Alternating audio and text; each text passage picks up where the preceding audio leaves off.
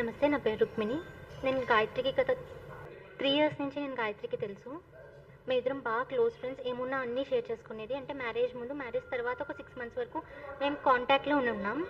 Okay, నేను ఇప్పుడు 2 incidents గురించి చెప్దాం అనుకుంటున్నాను. ఒకటి నా పేరు రుక్మిణి. నేను ఇప్పుడు 2 ఇన్సిడెంట్స్ గురించి చెప్దాం అనుకుంటున్నాను. ఫస్ట్ వచ్చేది ట్రాకర్.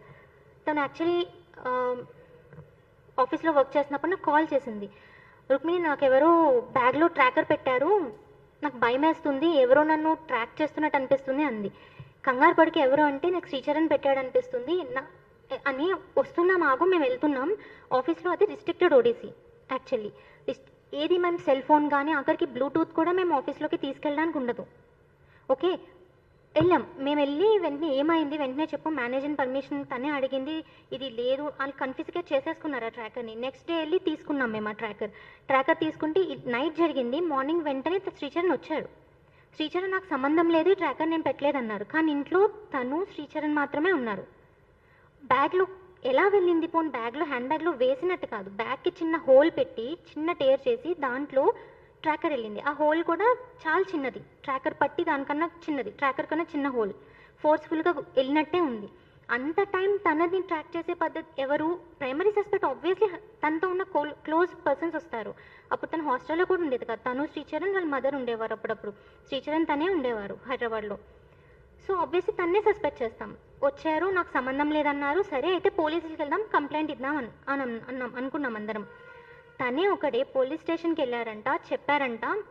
నాతో వచ్చి చెప్పారు తను. యాక్చువల్లీ పోలీస్ స్టేషన్కి వెళ్ళాను, నేను పోలీస్ని కలిశాను. పోలీస్ అన్నారు ఈ ట్రాకర్ యూజ్లెస్, ఏం ట్రాక్ చేయడానికి పని చేయదు, ఇది బేస్లెస్, ఇది మీరు చెత్తపుట్లో పాడేసి మీరు వెళ్ళి మీ లైఫ్ని ఎంజాయ్ ఉండండి, ఎందుకు అనవసరంగా ఈ ట్రాకర్ మీకు అని చెప్పారని నాకు చెప్పారు. ఓకే సర్లే అని నమ్మాను నేను యాక్చువల్లీ శ్రీచరణ్ని.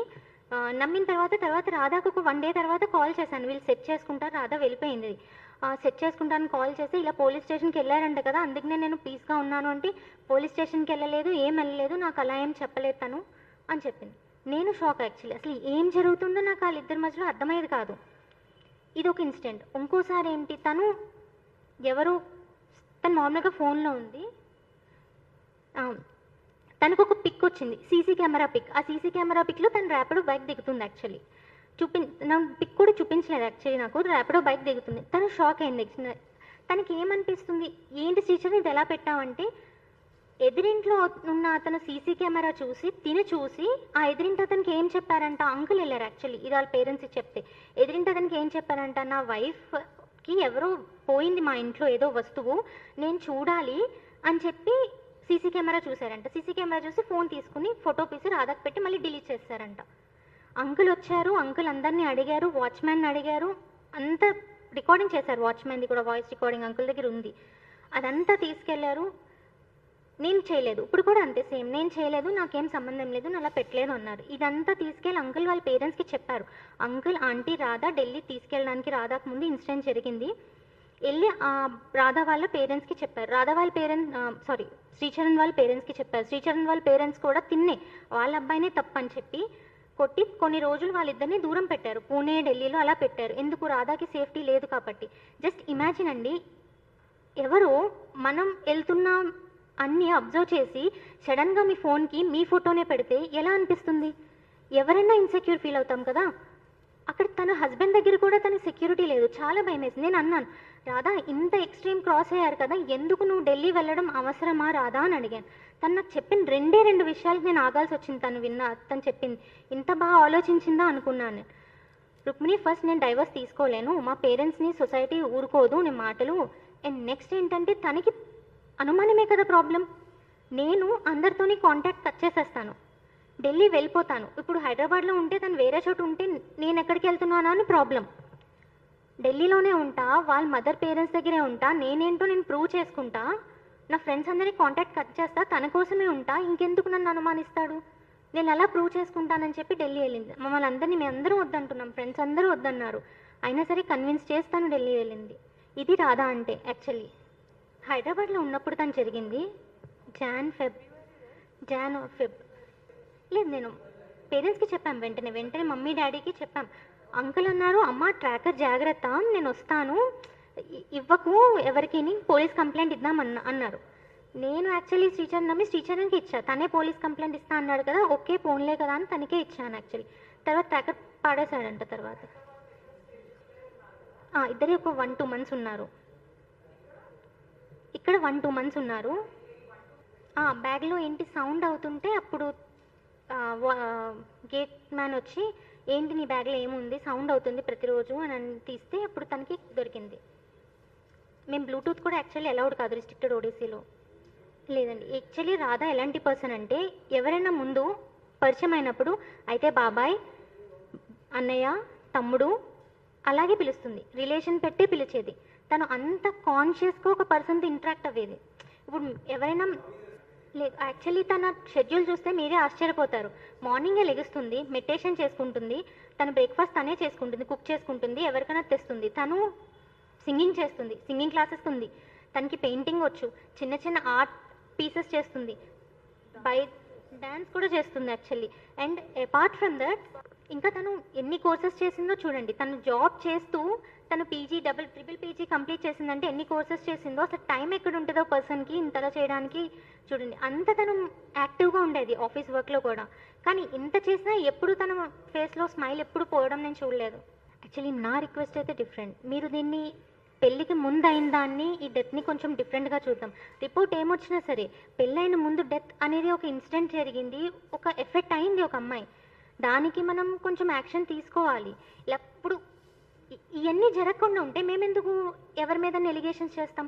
ఒక మంచిగా ఉన్న హస్బెండ్ అన్నీ మంచిగా చూసుకుంటున్నాడంటే మాకు బేస్ ఏముంటుంది అతని మీద ఎలిగేషన్స్ చేయడానికి? అక్కడ ప్రాబ్లం ఉంది కాబట్టి మాకు డౌట్ వచ్చింది. ఇప్పుడు నిజంగా అంతా ప్లెయిన్గా ఉంటే మేము డౌట్ పడుతుందే కాదు. మాకు ఎవరిది ఒక లైఫ్ లివింగ్ థింగ్, అతను కూడా అతని లైఫ్ పాడు చేయాలని ఉద్దేశమే కాదు యాక్చువల్లీ. మాకు వి సస్పిషన్స్ అంతే. మాకు దానికి ఆన్సర్ కావాలి. ఇవి ఎవరికైనా హెల్ప్ అవుతాయని చెప్పి మేము ఈ ఫోరంకి వచ్చి షేర్ చేస్తున్నాం. తర్వాత 6 months నుంచి మాత్రం తను చాలా గోత్రూ అవుతుంది. అండ్ కొన్ని విషయాలు మాతో క్యాజువల్గా మాట్లాడేటప్పుడు చాలా షేర్ చేసుకుంది తను. అందులో చెప్పాలంటే ఎస్పెషల్లీ తను పెళ్ళైన తర్వాత, శ్రీచరణ్తో పెళ్ళైన తర్వాత చాలా హికప్స్ ఉన్నాయి తన లైఫ్లో. ఎలా అంటే ఎంతసేపు తను అనుమానించడము, లేదా అంటే ఒక టైప్ ఆఫ్ ఓవర్ పొజెసివ్నెస్ ఉంది శ్రీచరణ్కి, అది తను గమనించింది.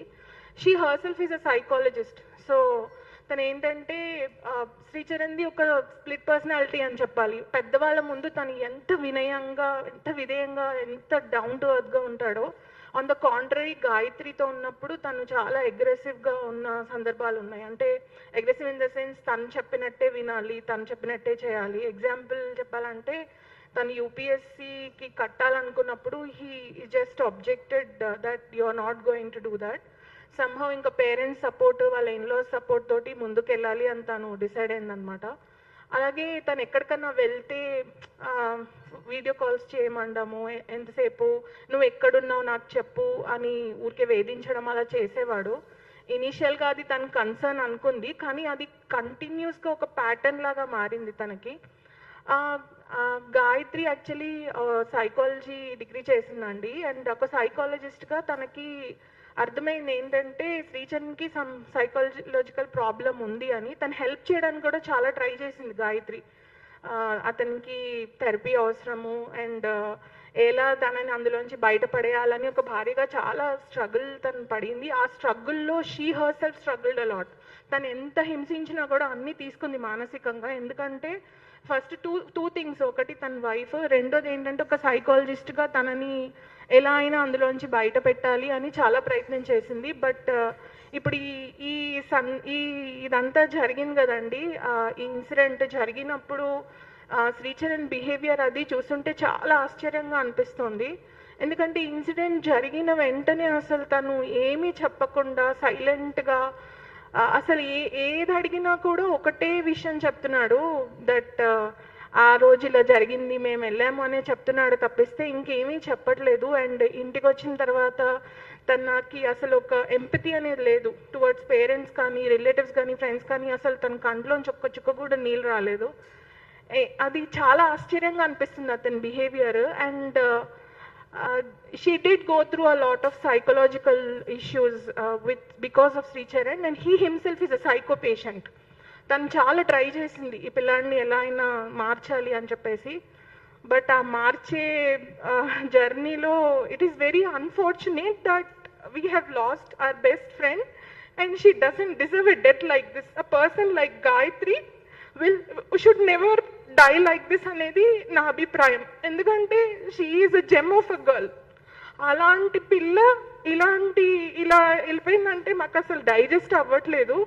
ఇంకొక చిన్న విషయం, మీడియాకి, సోషల్ మీడియాకి నేను ఏం చెప్పాలనుకుంటున్నానంటే, గాయత్రి ఎలాంటిదంటే మీ ఇంట్లో ఒక ఆడపిల్ల ఎలా పెరుగుతుందో, ఎంత ఎంత కన్సర్వేటివ్ ఫ్యామిలీ నుంచి వచ్చింది, అది ఎలా పెరుగుతారో ఆడపిల్లలు అలాగే పెంచారు వాళ్ళ అమ్మ నాన్న, ఒక్కరితే ఒక కూతురు.